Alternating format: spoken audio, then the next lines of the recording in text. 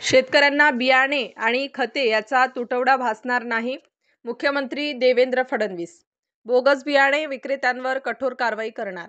राज्यामध्ये आवश्यक तेवढा बियाण्यांचा आणि खतांचा साठा उपलब्ध असून बियाणे आणि खते याचा कुठलाही तुटवडा महाराष्ट्रातील शेतकऱ्यांना भासणार नाही. साधारणपणे मागील वर्षीचा कल पाहता कुठले पीक कुठे कमी अधिक प्रमाणात घेता येईल याचा विचार करूनच त्या ठिकाणी बियाण्यांची उपलब्धता करून देण्यात आलेली आहे, असे मुख्यमंत्री देवेंद्र फडणवीस यांनी सांगितले.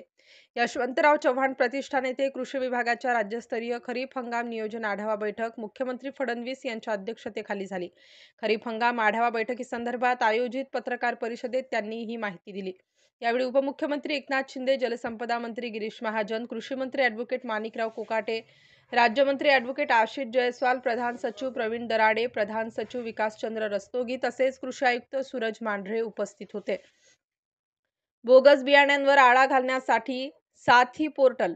मुख्यमंत्री देवेंद्र फडणवीस म्हणाले की बोगस बियाण्यांवर आळा घालण्यासाठी महाराष्ट्राने केंद्र शासनाच्या साथी या पोर्टलवर बियाणे नोंदणी करण्याचा नियम केला आहे. या नोंदणीमुळे हे बियाणे ट्रेसेबल होणार आहे. बोगस बियाण्यांबाबत कठोर पावले उचलण्यात येत असून यावर्षीपासून सर्व बियाणांची माहिती साथी या पोर्टलवर आणण्याचा निर्णय घेण्यात आला असून त्यास केंद्र शासनाने मान्यता दिली आहे.